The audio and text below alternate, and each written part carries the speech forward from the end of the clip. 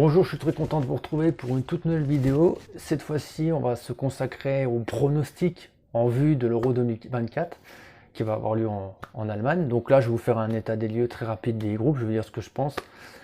Et puis voilà, quoi, je vous donnerai mes pronos au fur et à mesure. Donc on va déjà s'intéresser aux phases de poule. Donc c'est simple, là, on va déjà commencer par le groupe A. Donc le groupe A, il contient l'Allemagne, l'Écosse, la Hongrie et la Suisse.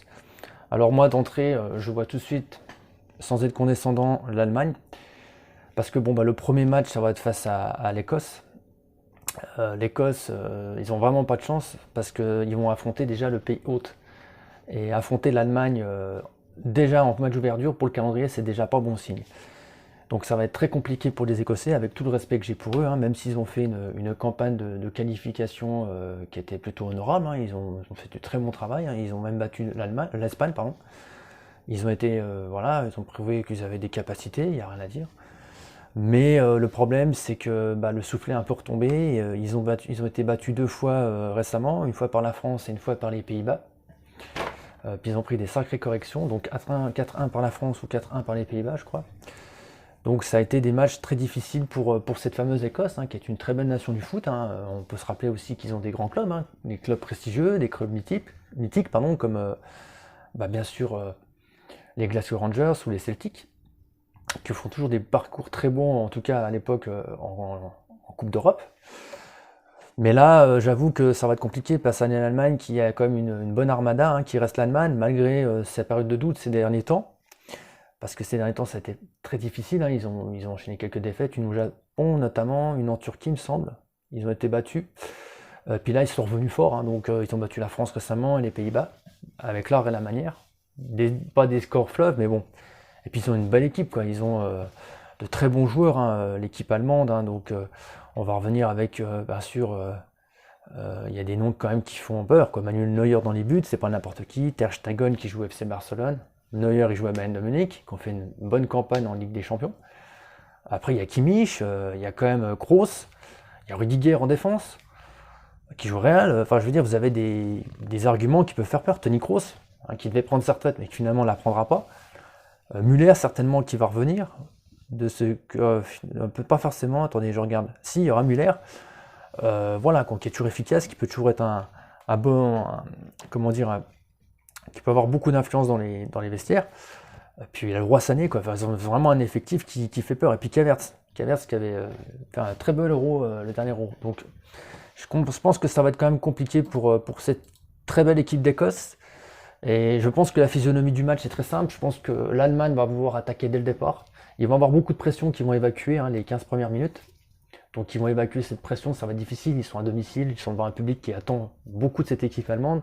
Mais une fois que la pression va retomber, ils vont évacuer cette pression, je peux vous garantir qu'il va y avoir des vagues blanches allemandes, un raz-de-marée, un tsunami de l'équipe allemande qui va pas arrêter des vagues.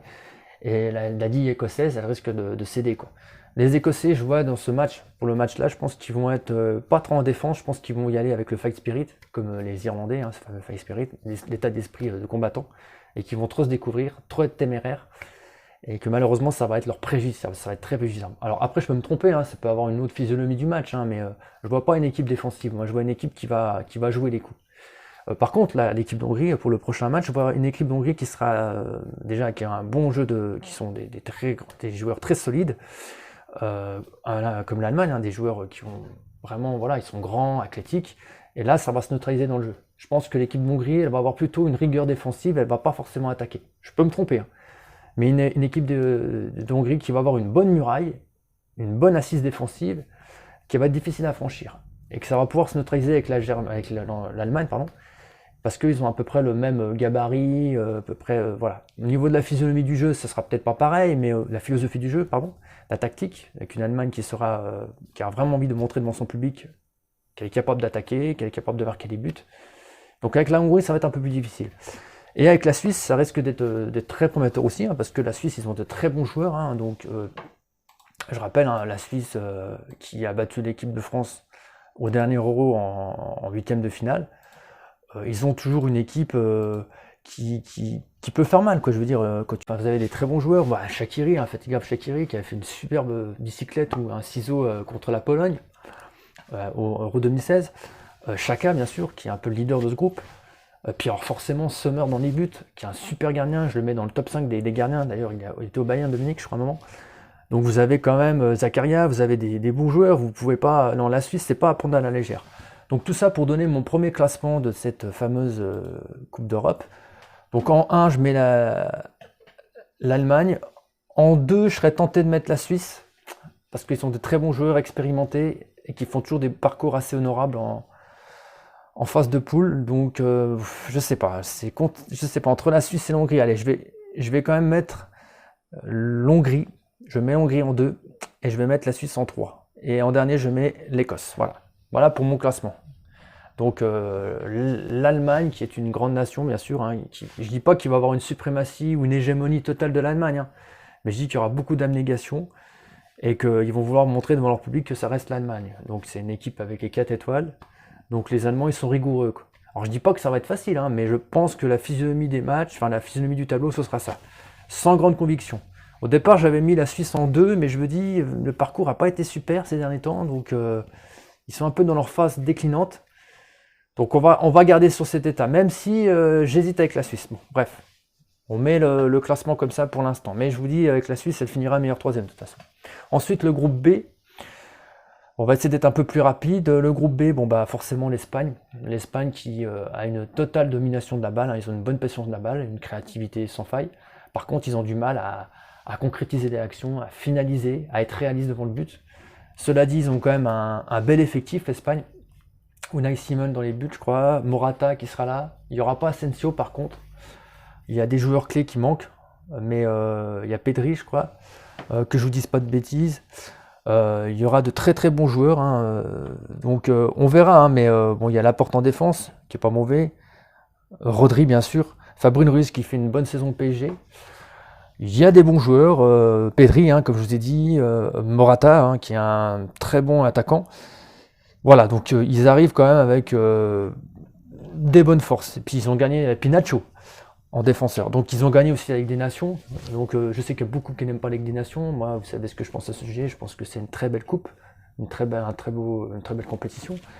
Donc on peut pas non plus minimiser le fait qu'ils aient gagné la Ligue des Nations, même si ça vaut pas la Coupe d'Europe ni la Coupe du Monde, hein, on va pas revenir là-dessus, mais gagner la Ligue des Nations, ça vous montre quand même l'état de force de votre équipe, sachant que vous avez aussi battu la Croatie, on va revenir après. Croatie qui est une très belle équipe avec Modric. Donc le problème de l'Espagne, c'est qu'ils ont une très bonne possession de balle, mais quand ils arrivent devant le but, ils n'arrivent pas de concrétiser. Il n'y a pas de concrétisation des buts, de l'action. Donc c'est ça leur problème, c'est qu'ils jouent bien avec la passe à 10, mais après, devant le but, ils sont un peu muets, hein, tu vois, un peu aphones. Donc voilà ce que je pense. Mais je pense que l'Espagne, sans problème, ils finissent premier. Après, je mets la deuxième en Croatie, justement parce qu'ils ont fait un très bon parcours en Ligue des Nations. Encore une fois, c'est une coupe que peu de personnes aiment, mais je pense qu'elle va commencer à grandir au fur et à mesure. On voit la qualité des équipes qui l'ont gagné d'ailleurs. La Croatie, je les vois bien avec un Modric en forme. On voit sa saison au Real de Madrid. Donc je connais pas tous les joueurs, hein. Je sais qu'il y a plus Subasic dans les buts depuis bien longtemps, mais ils ont fait leur preuve en Coupe du Monde d'ailleurs, ils ont été assez loin, hein. Ils ont fini 3e je crois, ou je sais plus trop, il me semble. Ils battent le Brésil en Coupe du Monde en tout cas. Donc ils sont réguliers, c'est une équipe comme l'Allemagne, l'Hongrie qui est assez physique, qui est technique aussi, hein. Et c'est une très belle équipe qui est dans la régularité, donc je les mets deuxième. Voilà.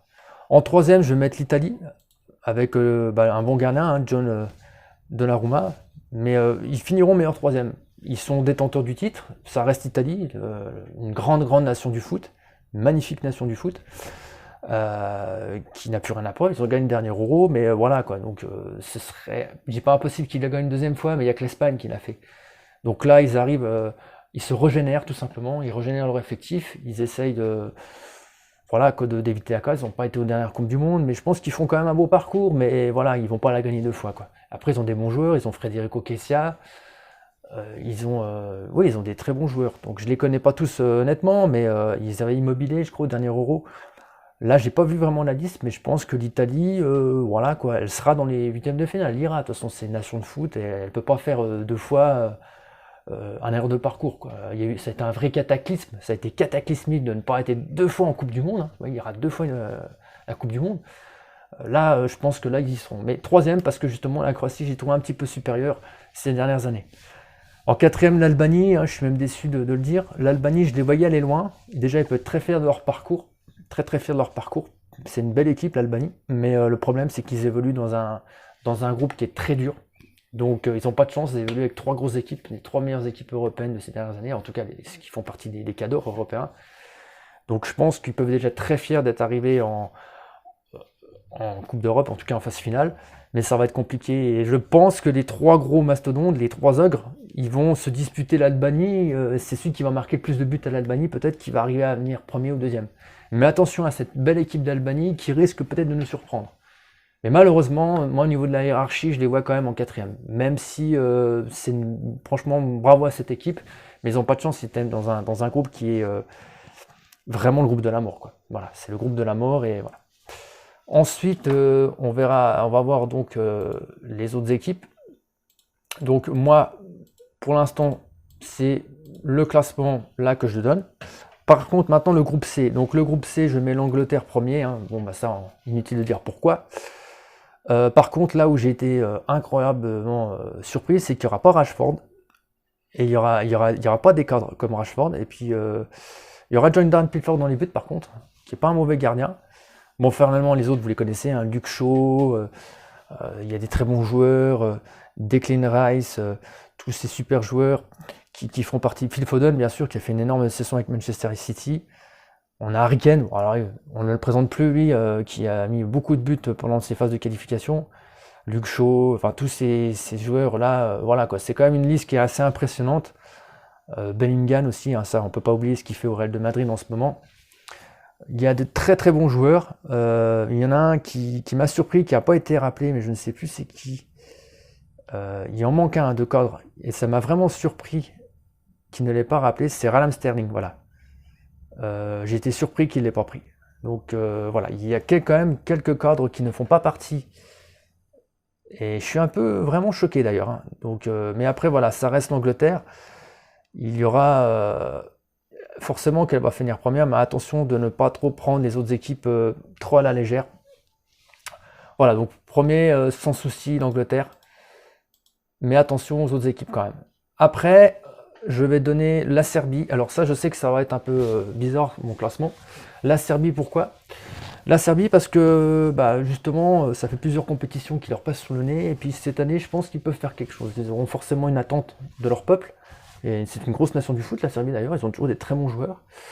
Et là, je pense qu'ils peuvent faire quelque chose. Parce qu'ils ont toujours apporté de grands joueurs. Et comme j'ai dit, bon bah, sans me répéter, à un moment, tu passes les huitièmes, quoi. Donc la Serbie en deuxième, le Danemark je le mets en troisième parce que je trouve qu'ils sont un peu en méforme. On n'oublie pas ce qu'ils ont fait, c'était un parcours stratosphérique lors du dernier Euro, mon équipe coup de cœur, comme beaucoup d'ailleurs. On n'oublie pas la dramaturgie avec l'arrêt cardiaque, enfin le petit arrêt cardiaque d'un grand joueur comme Eriksen, qui est un très très grand joueur. Mais voilà, c'était un parcours héroïque, magnifique. C'est dommage qu'ils ne vont pas jusqu'au bout. Ça aurait été trop beau avec la dramaturgie et tout ça qui gagne le titre de champion d'Europe. Et malheureusement, ils vont s'effondrer contre l'Angleterre dernière minute. Je crois que c'était un but de Raheem Sterling, que je ne vous dis pas de bêtises. Donc voilà. Donc c'était vraiment... Attendez, je regarde vraiment si c'est bien lui. Mais voilà, donc à dernière minute, je crois qu'il met un but, ou je ne sais plus ce qui se passe. Et du coup, voilà, ça... Ils étaient à deux doigts d'aller en finale, quoi. À deux doigts, et c'est dommage, parce que ça allait, toute la dramaturgie, tout ce qui se passait, quoi, c'était tellement... Enfin, j'étais déçu qu'ils n'aillent pas jusqu'au bout, c'est vraiment dommage. Donc je pense qu'ils ont laissé passer le train. En Ligue des Nations, encore une fois, une belle compétition, ils font un bon parcours honorable. Ils ont un super gardien, hein, Peter Schmeichel. Super parcours, et puis ils s'effondrent avant d'arriver au final fort.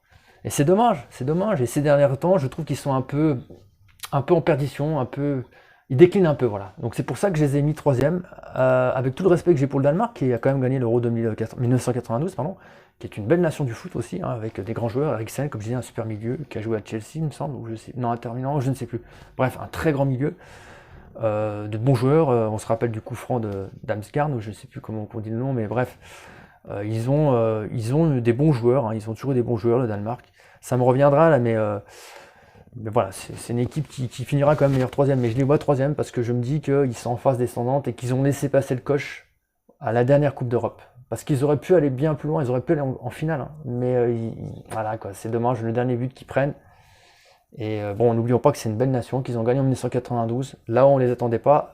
Mais là, je vous dis, les dernières, ils ont eu du mal à se qualifier, je crois. Il faudrait que je revoie les phases de groupe.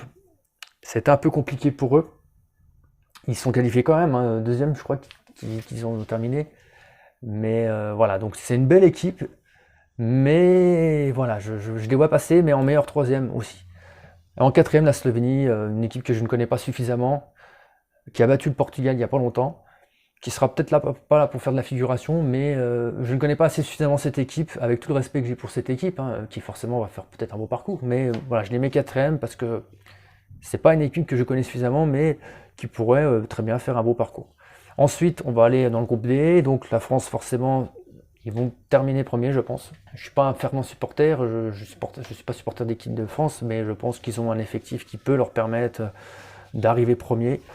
Après, je vois les Pays-Bas. Les Pays-Bas, hein, parce qu'ils ont un bel effectif, je vois bien de tête, ils ont Depay, qui marque souvent, qui est souvent décisif. Ils ont Vigil, ils ont aussi De Ronde. Donc ils ont des bons joueurs, ils ont de très très bons joueurs les Pays-Bas, il faut que je revoie la liste. Et je pense que cette équipe peut aller loin. C'est une équipe que je vois bien aller loin, ouais. Parce qu'ils ont un bel effectif. Je vais regarder tout de suite d'ailleurs leur liste. Donc c'est une liste impressionnante pour moi. Donc je vais vous confirmer ça, mais ils ont de très très très bons joueurs, hein, les Pays-Bas. Ils ont fait un beau parcours à la Coupe du Monde. Ils ont été en quart de finale. Ils se font battre par l'Argentine à peu de choses. Je crois que c'était au penalty, il me semble. Donc c'est une équipe qu'on n'attend pas. Il n'y a pas tellement de créativité au niveau du jeu, mais c'est une équipe qui est physique et qui peut aller loin. Donc Wijnaldum, Frenkie de Jong, voilà, tout ça, tous ces noms, bah, voilà, Memphis Depay, comme je vous ai dit. Ils ont des très très bons joueurs. Et c'est une liste qui peut faire un bon truc, je pense. Ils ont les armes, ils ont une bonne arme. C'est une équipe que je miserais sans difficulté, les Pays-Bas. C'est une grosse nation, 3 fois en Coupe du Monde. C'est une nation du foot. L'Ajax d'Amsterdam, tout ça. Donc c'est des nations qui vont pas faire de la figuration et qui vont afficher leurs ambitions. Donc voilà. Donc comme je vous dis, Wijnaldum, excusez-moi pour l'accent. Ils ont quand même une belle liste, hein. Une liste qui peut faire même peur. Frenkie de Jong. Voilà, donc il y a des noms qui peuvent vous interpeller. Virgil van Dijk, voilà, tous ces joueurs qui sont. C'est un bon défenseur d'ailleurs, capitaine, il me semble, de l'équipe. Voilà, donc voilà ce que je peux dire pour l'instant pour le groupe. Donc on va finir comme le classement. L'Autriche et la Pologne, alors là, je suis bien embêté, j'aurais mis l'Autriche en 3ème position encore il n'y a pas longtemps. Mais ils ont eu pas mal de blessures. Beaucoup de blessures, l'Autriche. Beaucoup de joueurs cadres. L'Autriche, c'était une équipe que j'aurais mis assez loin, une équipe coup de cœur, hein, une grande nation de foot, puis une énorme culture, hein, comme l'Écosse, que j'ai oublié de parler. L'Écosse avec ses fameux châteaux forts et tout ça, mais tous les pays, de toute façon, ont une énorme culture. L'Autriche, voilà, que je sais pas trop, donc je les aurais mis 3ème, mais je pense que la Pologne, je les aurais mis 4ème au départ, la Pologne. Mais il y a des blessures qui font que l'Autriche, il n'y a pas David Alaba, je crois, font que je vais peut-être mettre la Pologne, je sais pas. Non, allez, on va rester sur l'Autriche, malgré les blessures. Et je mets en 4 la Pologne. Voilà. Donc la Pologne, très grand pays, hein, avec de grands joueurs, mais je les mets en 4. Bon, il y a Lewandowski, vous allez me dire. Il y a le gardien qui est bon aussi, ils ont un très bon gardien. Mais voilà, quoi, je trouve pareil, ils sont en phase descendante. Ils ont une bonne équipe, mais on a eu d'ailleurs Fernando Santos, notre sélectionneur, qui a été là-haut, ça s'est mal passé. Grande culture, la Pologne, bien sûr, Marie Curie qui était polonaise, Copernic, un astronome. Vraiment un grand pays avec une richesse culturelle énorme, comme tous les autres pays d'ailleurs, hein. Mais voilà, donc la Pologne, je les mets en dernier avec tout le respect que j'ai pour eux, parce que c'est un pays que j'aime beaucoup, hein. J'ai pas d'attache particulière, mais avec Lewandowski, qui est un très grand joueur. Mais voilà, au Barça, ça se passe plutôt bien d'ailleurs. Mais voilà, c'est un groupe qui est un peu trop. Voilà. Je pense que la France et les Pays-Bas ont tiré leur épingle du jeu parce qu'ils ont les deux autres équipes à leur portée. Donc voilà, je pense qu'entre l'Autriche et la Pologne, ça va être un peu plus difficile à savoir qui va passer en 3ème position. Mais voilà, à vue d'œil, moi je mets ça comme ça. Mais on peut attendre une Pologne peut-être revanchard. Peut-être qu'une Pologne va se révéler, hein, mais ils ont eu trop de mal à se qualifier. Donc ils sont passés par les phases de la Ligue des Nations, des barrages. Donc je me dis, c'est pas un coup de baguette que tu peux faire transformer une équipe qui se transcende. Voilà, donc il y a des équipes qui se transcendent, il y a des équipes qui vont se transfigurer. L'Allemagne, par exemple, je suis sûr qu'une fois que l'évacuation, elles vont évacuer la pression, elle va se transcender. Elle va briller dans son public. Il y a des équipes peut-être qui n'arriveront pas à passer ce stade-là et qu'elles seront, voilà. Il y a des équipes qui vont être galvanisées par leur public, mais on verra. Donc, vous savez, une équipe qui est portée par son public, qui est galvanisée par le public, ça peut aller loin. On verra pour la Pologne, on verra, mais j'y crois pas trop. Voilà, donc voilà pour le groupe D. Maintenant, on va pas attaquer le groupe E et après le groupe B, F, pardon. Donc groupe E, sans problème, la Belgique. Malheureusement, il n'y a pas Thibaut Courtois. Je sais pas pourquoi, il a eu une prise de tête parce qu'il voulait être capitaine de l'équipe ou je sais pas trop. Donc il n'y a pas Thibaut Courtois, il n'y a plus Hazard, Eden Hazard. Il y a Lukaku, bien sûr, il y a Doku, super joueur. Donc Lukaku, magnifique campagne pour qualifier son pays. Hein, c'est lui qui a mis le plus de buts en qualification. Et après, il y a Ronaldo, me semble. Donc très belle équipe, rien à dire. Je les connais pas encore suffisamment. Je connais que l'ancienne génération dorée. Bon, il manque des joueurs cadres, hein, Binzel, je crois. Il y a certains joueurs qui sont partis. Meunier, je ne sais pas s'il fera partie de l'effectif. J'ai pas vu vraiment la liste, mais voilà quoi. Je pense que c'est une équipe qui a loupé le coche.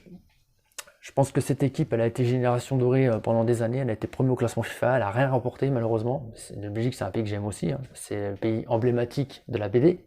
Donc quand on pense à la Belgique, on pense à la BD, on pense à Tintin. Culturellement, ça fait un peu caricatural ou cliché de dire ça, mais c'est la vérité. D'ailleurs, ils vont jouer avec la tenue de Tintin, enfin un maillot en hommage à Tintin. C'est une équipe qui va passer facilement les groupes, entre parenthèses, sans être condescendant, parce qu'ils ont les armes pour. Ils ont Lukaku, ils ont Doku, ils ont plein de bons joueurs d'ailleurs. Bah, Thomas, comment il s'appelle qui joue à Manchester City. Alors ça va me revenir. Et voilà quoi, ils ont des excellents cas, donc ça peut le faire. Ça peut le faire et moi je pense qu'ils peuvent aller au moins en quart de finale, peut-être. Mais comme je dis, ils ont laissé passer le corps en 2018, pardon. Là, ils devaient y aller, quoi. Ils devaient y aller, ils se font battre par la France sur un coup franc, voilà. Donc ça a fait un peu, tu vois, l'équipe de Belgique, avec tout le respect que j'ai pour cette nation, c'est un peu le premier élève de la classe, tout le long de l'année, les premiers, la D20, D15, D16, D18, et puis le jour du brevet ou du bac, il l'a pas, il a pas le diplôme. Bah c'est ça un peu la Belgique. Ils ont été numéro 1 pendant des années au FIFA, puis ils ont pas eu de trophée. Donc ça fait un peu le bonnet d'âne, avec tout le respect que j'ai pour eux. Et ils devraient, voilà quoi, c'est dommage parce que c'était vraiment une belle génération, il n'y avait pas que hasard. Il y avait de très très très bons joueurs, mais voilà, Kevin De Bruyne, voilà, ça me revient, Kevin De Bruyne, avec Kevin De Bruyne qui fait toujours des saisons magnifiques au Manchester City, voilà, un très bon meneur de jeu. Voilà, pourquoi pas rêver, mais voilà. Donc, en tout cas, pour ce qui est des phases de poule, ils vont forcément la passer. Je dis pas sans difficulté, ce serait condescendant pour les autres équipes, mais ils vont y arriver, quoi. Mais encore une fois, c'est dommage parce qu'ils ont loupé le corps plusieurs fois, donc ils loupent le train, quoi. Et à chaque fois, ça a ça, quoi. Ligue des Nations, c'est pareil, c'est une compétition que personne n'aime, apparemment. Ils vont en Ligue des Nations, demi-finale, ils perdent en demi-finale contre la France. C'est dommage. C'est dommage quand on a un réservoir de talent comme ça. Bon, bref, je leur souhaite un bon parcours, en tout cas, nos amis belges. Ensuite, bah, je vois en deuxième l'Ukraine. Donc, je leur souhaite bonne chance également. Je connais pas suffisamment l'équipe d'Ukraine, mais je sais qu'ils font toujours des parcours honorables. Donc, ils seront galvanisés certainement par leur public aussi. Troisième, la Roumanie, qui a fait un magnifique parcours en phase de qualification, qui est une très belle nation aussi, même si, bon, bah, voilà, une belle nation parce que bah, on les voit souvent quand même dans les trophées, dans les petites compétitions là, enfin souvent, j'exagère, mais c'est une équipe qui a fait une belle campagne de qualification et qui pourrait être aussi une surprise, pourquoi pas. Voilà. Voilà comment je vois déjà la hiérarchie, puis la Slovaquie en dernière position. Avec tout le respect que j'ai pour la Slovaquie, mais voilà, c'est parce que le groupe est tellement homogène qu'on ne sait pas. Même si la Belgique se détache beaucoup de ce groupe. Alors pour finir, groupe F. Le groupe F, je vois bien le Portugal. Alors là, je vais être à faire un petit roman avec le Portugal. Le Portugal, c'est simple, on a un bel effectif, mais le problème, le Portugal, c'est qu'on déçoit à chaque fois. On a déçu la Coupe du Monde et on a déçu la Coupe d'Europe. Là, on a changé de sélectionneur, mais je pense pas que ça va changer grand-chose. Je vais vous expliquer ça. Là, on me dit, ouais, c'est une génération de fous, c'est vraiment l'équipe du Portugal, c'est incroyable, ils ont des joueurs à chaque poste. Ruben Dias, qui joue à Manchester City en défense centrale, il me semble. On a Pep, qui est le vétéran, 40 ans. On n'a pas Guerrero, par contre, cette année. On a Joe Félix, on a Cancelo, défenseur, on a on a Danilo, bref, on a Ronaldo qui se fait vieux, mais qui continue à être très performant en Arabie Saoudite dans son club Al Nasser. On a vraiment un effectif monstrueux. On a Gonzalo Ramos qui a marqué pas mal de buts au PSG, qui en a marqué aussi au Benfica, il me semble qu'il est au Benfica lui. On a vraiment un effectif de fou. On a Rota, Diogo Rota. Lui, il a fait des merveilles à Liverpool. Bruno Fernandes, alors lui, Manchester City, c'est le chef d'orchestre. Haut la main, 5 étoiles. On a un effectif qui, soi-disant, est meilleur que l'Euro 2016. Alors là, je vais vraiment, comment dire, vous voyez, je suis d'origine portugaise, par le père. Je vais dire, là, je vais être un peu dur. Je vais dire, pour moi, l'Euro 2016, l'équipe de l'Euro 2016 a été meilleure sur un plan. Parce qu'on n'avait peut-être pas des joueurs comme maintenant. C'est-à-dire qu'on avait des bons joueurs à la base, mais ils n'avaient pas été révélés par le tournoi. C'est-à-dire que Guerreiro, pendant le tournoi de l'Euro 2016, pour ceux qui se rappellent, avant qu'il aille à Dortmund, c'était un super défenseur, un super latéral. Il va partout, le mec, il court partout, quoi. Et c'est grâce à lui d'ailleurs qu'on peut devoir la victoire du Portugal. On a lui, il n'est pas révélé, mais on a déjà un talent. On a Nani, on a Quaresma, avec son pied, là, comment dire, ses extérieurs légendaires et mythiques. On a des bons joueurs, on a Fonté, qui est un bon défenseur, mais qu'on ne connaît pas encore, qui joue qu'à Lille, et qui après va être transféré. Donc on avait déjà des joueurs, des très bons joueurs, mais ils n'étaient pas connus encore. Ils n'étaient pas encore sous les phares, ou sous la lumière, sous le projecteur. Là, là on les connaît déjà, les joueurs. C'est des très bons joueurs intrinsèquement, mais ils sont déjà dans des grands clubs. À l'Euro 2016, on avait des très bons joueurs, mais ils n'étaient pas encore connus, pas dans des grands clubs. C'est ça que je veux dire. Après, effectivement, le Portugal de maintenant, ils ont des jokers de luxe. C'est-à-dire qu'à l'Euro 2016, tu arrives avec 11 bons joueurs, pour caricaturer. Alors que là, tu arrives avec plus de 11 bons joueurs. Tu en as beaucoup plus, tu vois, parce qu'il y a des doublettes. Il y a un bon banc de remplaçants. Mais à l'Euro 2016, on avait des joueurs peut-être un peu moyens, mais qui avaient cette abnégation, qui étaient prêts à le sens de sacrifice, qui se battaient vraiment sur le terrain, qui avaient vraiment envie, qui savaient jouer ensemble. Il y avait un collectif. Là, on a beaucoup d'individualité, mais la mayonnaise ne prend pas tout le temps. Vous voyez, même si les derniers matchs c'était plutôt pas mal, on a eu du mal à trouver cette osmose, on a eu du mal à trouver cette harmonie entre les joueurs. À l'Euro 2016, ils étaient tous liés les uns les autres. Après, je sais pas comment ça se passe dans le vestiaire, mais on avait l'aura de Ronaldo, son charisme, qui était leader, on se rappelle de la séance de penalty. On avait Moutinho. Ok, ça vaut peut-être pas un Bruno Fernandes, mais c'est un bon joueur. Donc je suis pas d'accord quand on dit que l'Euro 2016, ils étaient moins bons, la génération 2016, à celle de maintenant. Parce que eux, ils ont gagné un titre, voilà. Celle de maintenant, elle a rien gagné du tout. C'est pas pour être méchant avec eux. C'est la vérité. Donc, l'Euro 2004, on avait Figo, on avait Rui Costa, on avait Deco, on avait comment il s'appelait. Enfin, on avait plein de bons joueurs. Sauf le gardien qui était pas, voilà, qu'on avait Fernando Couto, enfin, on avait quand même des bons joueurs, Rui Costa, tout ce que je vous ai dit, on avait Ronaldo, on devait gagner, quoi. Tu vois, on perd face à la Grèce pour un coup du sort à cause d'un corner, ou voilà, c'est idiot. Tu bats la Pays-Bas, et puis tu bats l'Angleterre, et puis tu te fais éliminer en finale, bon bah, voilà. Donc on avait une génération dorée. Ils n'ont rien gagné. Là, pareil, on a une génération donnée, comme la Belgique, c'est la même chose que la Belgique. La Belgique, ils nous ont fait le même coup que le Portugal. Ils ont une belle génération, mais ils n'ont rien gagné. Le Portugal, c'était pareil avant. Avant l'Euro 2016, on avait une belle génération, mais on ne gagnait jamais rien. Sauf qu'on n'était pas au classement numéro 1. Donc, voilà quoi. Pour moi, l'Euro 2016, c'est eux qui ont gagné. C'est eux les meilleurs. Parce que l'Euro 2004, oui, on avait Figo, on avait tout ça. Mais ils n'ont rien gagné, les mecs. On avait Maniche aussi. Enfin, on avait des bons joueurs. Et là, voilà quoi. Donc là, on a une belle artillerie, ouais, on a des chars d'assaut, on arrive comme des guerriers sur un champ de mine. On arrive, on est vraiment équipé, mais est-ce qu'on va faire quelque chose? Est-ce qu'on a une belle Ferrari, mais est-ce qu'on va savoir la piloter cette Ferrari? Est-ce qu'on change de sélectionneur? C'est bien beau, mais bon. On se rappelle du cataclysme à l'Euro 2004, ils perdent en finale les mecs. Et là, on a perdu contre le Maroc aussi dernièrement. Donc on va revenir à ça rapidement. Donc le Portugal, je pense qu'ils seront premiers, sans difficulté, mais que après le parcours ça va être un peu plus compliqué. Parce que justement la foudre ne tombe pas toujours au même endroit. À l'Euro 2016, d'accord, je suis un peu dur quand je dis qu'ils étaient meilleurs. Mais à l'Euro 2016, effectivement, on a le tableau, on tombe sur le bon tableau. On a le bon tableau, on a la loi des trois premiers qui gagnent, les trois meilleurs premiers qui gagnent, donc enfin les troisième de groupe. On a cette fameuse loi qui rentre en vigueur, donc qui nous permet d'être sauvés si vous voulez, parce qu'on termine troisième. On a aussi la chance des pénaltys, on évite les gros jusqu'à la France en finale, on évite la Belgique, on évite les grosses équipes, on prend les Pays-Bas, les Pays de Galles. Effectivement, il y a une part de chance. Il y a le poteau de Gignac aussi à quelques minutes avant le but d'Eder. Il y a toujours une part de chance dans le football. Mais là, Voilà quoi, on verra ce que va faire cette génération. Et pour revenir à ce que je disais, ça sert à rien de changer le sélectionneur, parce que le sélectionneur, il n'a pas changé vraiment grand-chose. On n'a pas remédié à ses problèmes de défense. Même si Romain c'est un bon défenseur, il n'a pas été clean, enfin, il n'a pas été réprochable les dernières compétitions. Le but contre le Maroc, avec tout le respect pour que j'ai cette équipe de Maroc, qui est une très belle équipe, qui a battu la Belgique, qui avait battu l'Espagne.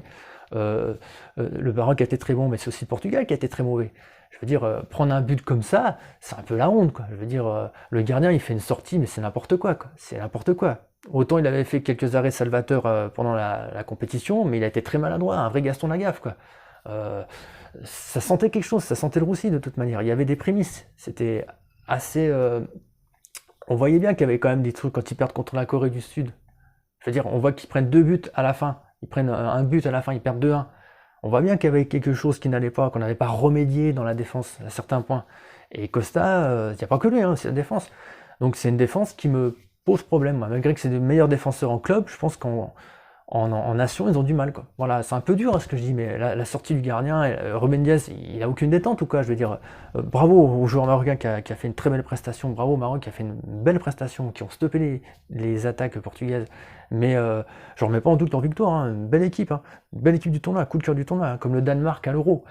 Mais le Portugal, il était mauvais. Le Portugal était également mauvais contre la Belgique en huitième de finale. Le gardien, il n'est pas sur ses appuis. Il prend le but du frère d'Eden Hazard. C'est pas normal, ça. Donc, entre Rui Patricio et Diogo Costa, malgré le respect que je leur dois, c'est des bons gardiens. Il a été très stratosphérique, il a été héroïque pendant la finale de l'Euro 2016, Rui Patricio, mais il ne faut pas oublier qu'il avait pris pas mal de buts avant, contre l'Autriche et la Hongrie. Bon, ok, il y a des centres déviés, il y a des balles comme ça. Mais bon, voilà, tout ça pour dire que le fait de changer de sélectionneur, je ne sais pas si ça va changer quelque chose, parce qu'on a à peu près les mêmes joueurs que Fernando avait fait. Donc on a juste une technique, une tactique qui a changé, on va peut-être être un peu plus offensif que défensif, ça c'est vrai. Il va changer de tactique, mais les joueurs, il va peut-être mettre 2-3 nouveaux joueurs. On n'a pas Guerrero par contre, ça c'est la mauvaise nouvelle. Mais je pense que voilà, tant que l'alchimie elle prendra pas, l'osmose ne prendra pas, qu'il n'y aura pas cette motivation d'aller gagner, et qu'on n'aura pas résolu les problèmes de défense. Pareil pour Antonio Silva qui a été vraiment, j'ai rien contre lui, mais avec le Benfica contre Marseille, voilà, vous avez vu l'erreur qu'il fait, quoi. Je veux dire, avant le deuxième but qui se prend, Benfica, qu'on se prend. Enfin voilà, quoi, tout ça c'est pas normal au haut niveau, les maladresses comme ça. Donc en Belgique, voilà, je vous dis, voilà, donc on a changé de sélectionneur, on verra bien ce qu'il va faire Roberto Martinez, mais c'est pas non plus un enchanteur, un magicien, il peut pas faire mieux, quoi. Donc il a pris exactement pour moi, la liste est presque similaire à celle de Fernando Santos, sauf qu'il va juste changer la tactique, quoi. Il va mettre 2-3 nouveautés par-ci par-là, mais on arrivera au même résultat. Donc on n'arrive pas à remédier à ces problèmes de défense et de gardien. Voilà. Alors seul point positif, c'est Bruno Fernandes qui a vraiment pris son rôle de chef d'orchestre, vraiment de créateur, qui s'est émancipé, qui a trouvé un niveau exceptionnel, stratosphérique même, qui est très bon les derniers matchs. Il a vraiment pris son rôle et on voit que l'émulsion, enfin l'alchimie, ça commence à prendre. La mayonnaise, elle prend, il commence à vraiment prendre son rôle. Il a marqué des buts aussi avec la sélection. Il commence vraiment à s'épanouir dans cette équipe. Il prend vraiment son rôle de leader. C'est vraiment le point positif de cette équipe, c'est que lui, il devient vraiment le véritable chef d'orchestre de cette équipe et qui vraiment, il gère bien le jeu, il crée bien du jeu. Mais on manque toujours de réalisme à la fin. Voilà. Un peu comme l'Espagne. Donc on verra comment ça va se passer. Donc tout ça pour dire que Portugal en premier, deuxième la Turquie, très grande nation du foot aussi, avec Fenerbahçe, tous ces grands clubs mythiques, Galatasaray, nation du foot aussi. Donc il faut s'en méfier. Ils n'ont pas été très bons le dernier Euro, mais je pense qu'il n'y aura pas deux fois le même accident. J'ai hésité avec la République tchèque, parce que la République tchèque c'est une très bonne nation du foot aussi. C'est des joueurs puissants, hein, je me rappelle Kohler à l'Euro 2004. C'est une super équipe aussi. Je connais pas physiquement l'équipe là, mais je pense que la République tchèque, j'hésitais à les mettre deuxième, mais je mets la Turquie parce que je pense que la Turquie va vouloir se rattraper des précédentes compétitions. Il va y avoir de l'abnégation, il va y avoir un soutien du pays, une ferveur populaire, ils sont presque à domicile avec l'Allemagne, parce qu'il y a beaucoup de communautés turques là-haut. Donc méfions-nous de la Turquie, qui peut être un match décisif. République tchèque, attention, peuvent finir aussi meilleur troisième, ça va jouer dans tout ça. Donc République tchèque, troisième. Et avec tout le respect que j'ai pour la Géorgie, je les mets derniers. Ils peuvent très fiers de leur parcours. Belle équipe aussi, avec Willy Sagnol, un ancien international français. Mais je pense que là, le groupe est un peu trop costaud pour eux. C'est ce que je pensais pour l'Albanie. Ils n'ont pas de chance. Ils devraient tomber sur un groupe plus abordable. Voilà. Mais voilà, donc en tout cas, bravo à eux déjà, à ces équipes. Bon, voilà, pour finir, moi je vais pas finir le classement, hein, je ferai ça plus tard. Donc voilà, il y a les 16e, donc la 16e pour moi ça donnerait Allemagne, Serbie, après Hongrie, Croatie, Espagne, meilleur troisième, tout ça. Bon après je ne sais pas, je ne vais pas me pronostiquer là-dessus, mais déjà pour les groupes je vous donne déjà ça, voilà. Donc je souhaite une bonne chance aux équipes et on fera la prochaine fois, on fera la suite pour voir ce qui se passe au 16e de finale. Allez, à plus et bonne chance à toutes les équipes.